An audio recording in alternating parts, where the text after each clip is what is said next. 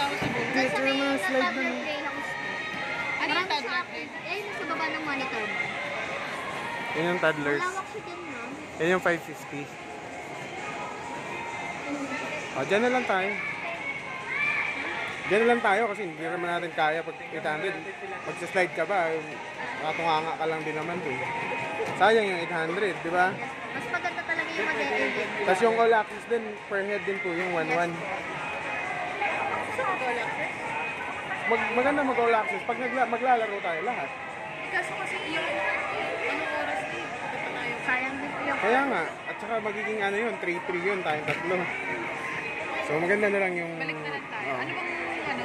Yung 550 na lang plus 200. So na... Yun lang. Oh, 550 na lang ang kunin namin. Plus Then, 200. reward ko yung anti-slip shock.